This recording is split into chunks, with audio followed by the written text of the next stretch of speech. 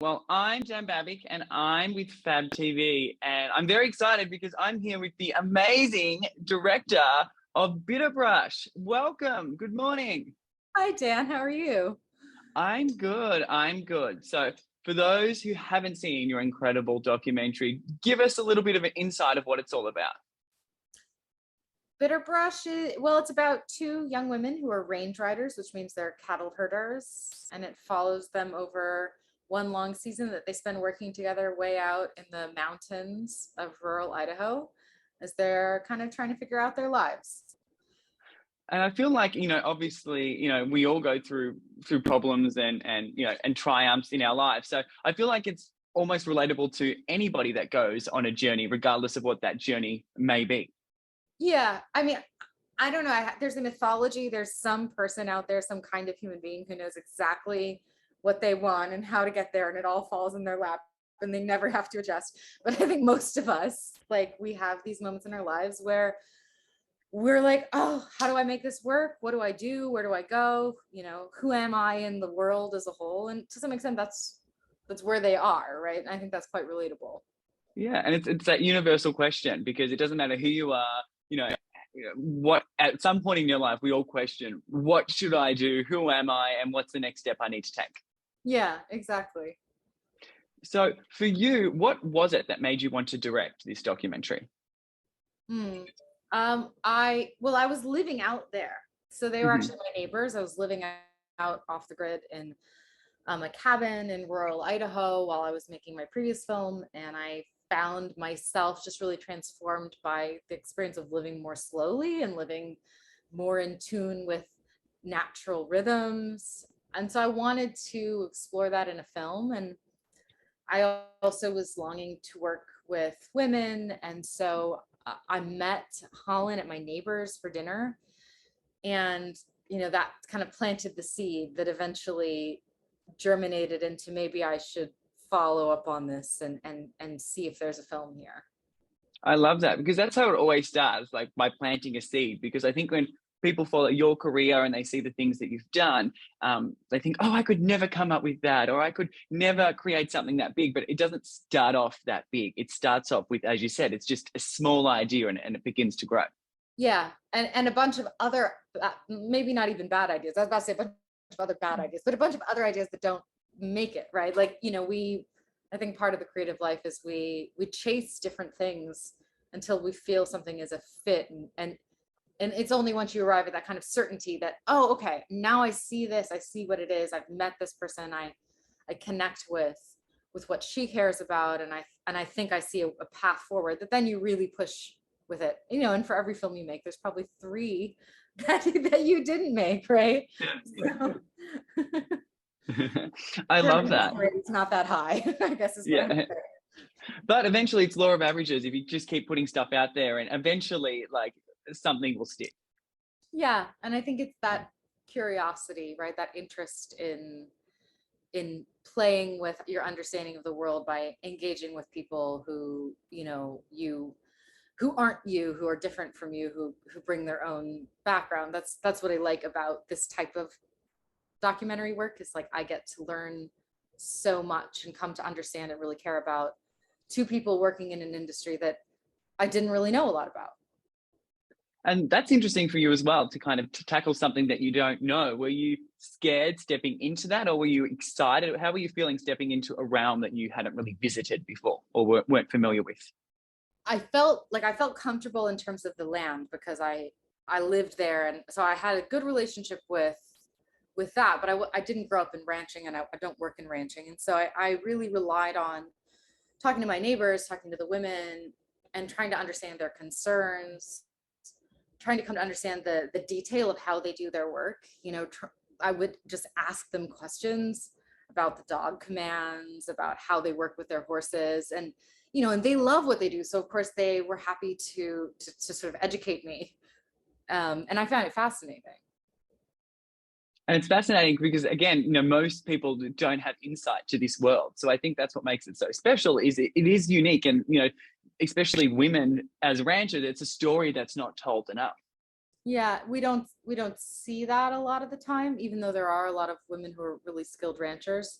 And I think one of the things that I started to connect with, or that I realized quickly, was that many of the experiences that I had, you know, working in Hollywood as a young woman, or working in academia, that industries that we think of as totally different from ranching, that we had all these really similar overlapping experiences, and that ultimately this kind of desire for excellence in your work, desire not to be seen first and foremost as a woman, but to be seen for your skill. Like we shared these kinds of these things. And so I began to feel comfortable, you know, not just that I could tell their story, but also that there would be things in their story we could all relate to. Yeah. And even, you know, obviously, you know, everything is moving forward. It probably has never been a better time to be a woman, but it's still not where it needs to be. So even, you know, every time a documentary like this comes out, every time you connect to other women in different fields, I feel like it almost brings us a step closer to getting where we need to be. But we're nowhere near where we need to be, even though we're having this, I guess, global conversation about trying to move the needle forward.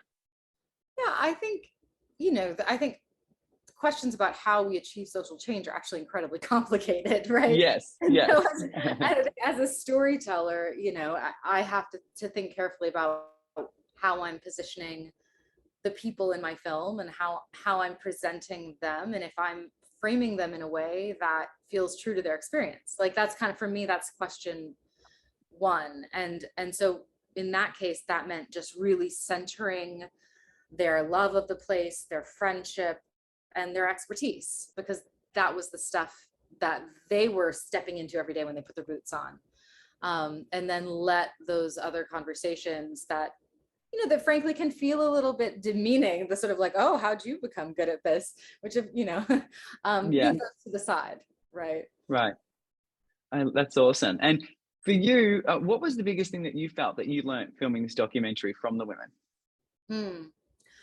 I think, you know, I would say I learned from Coley, and I still learn from Coley every time I talk to her, the incredible power of that combination of having determination and drive and desire for a certain life for yourself, combined with an incredible humility.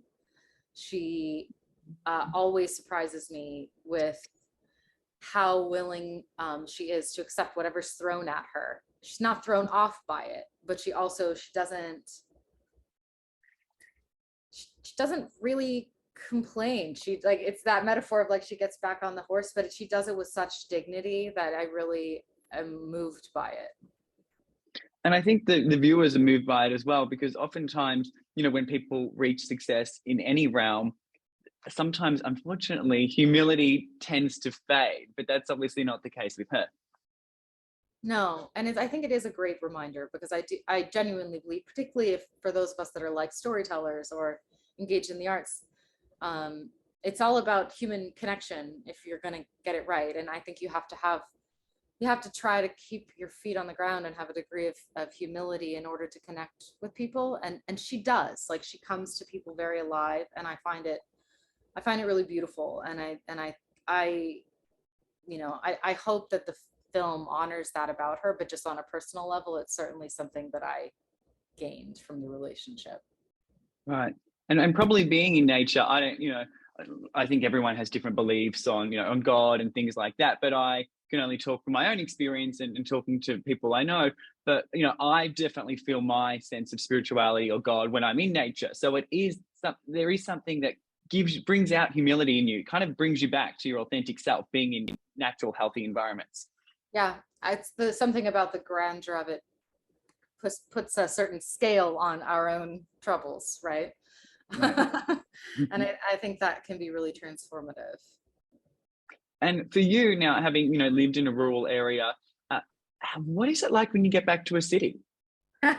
Well, you know, I will very happily confess to loving good restaurants. You know, I used to be a professional dancer. I love indie cinemas. So I have no problem in being back in a city and enjoying all those things. But I find myself thinking about how to bring with me the sense of calm and grounding and connection that living out there gave me. And I think that balance it's a complicated one. I don't think I have the answer to it, you know? Yeah. Awesome. Well, just before we do go, what is it that you hope that people do get from the documentary when they go and watch it? Hope they just lean into the world and the experience of the two women. I hope that they can connect with them and accept the way that they feel and see the world and allow themselves to be, you know, transformed a little bit by their time out in that landscape, even if it's in a, you know, virtual way. That's sort of my wish. Well, thank you. I think you're definitely going to fulfill that wish, and yeah, just continue to do what you're doing, because it's amazing, all of the stories that you highlight and continue to highlight through the work that you do. So thank you. Thank you. Yay. Thank you so much. I really appreciate it. Oh yeah, I appreciate it too. You're from Australia, huh? I am. I'm an Aussie. You're an Aussie. I ask because my producer's husband is an Aussie, and Oh. we're conspiring to send Coley to Australia. Oh, I love that. Holland wanted to go when she was younger, and it's like what they do is a needed, like a high priority visa profession. Yes, yes. So we're conspiring to give Coley some time in a different ranching environment, you know, and like let her go see how Aussies do the same thing but differently, you know. That's awesome. That's awesome. I know we've got to go, but if ever you need any help, obviously I'm another Australian contact and I work in the media, so I can give you my email. Yeah. Oh, that's really sweet. Thank you. Of course, of course. Well, good luck with the rest of your interviews, and I'll make sure your publicist gets my email. So if you want to reach out and I can help facilitate anything in any way, I'll do that. So. Oh, thank you, Dan. That's really sweet. Of course. Well, interview. Of course. Thank you so much. Enjoy the rest of your day. You too. Bye. Bye.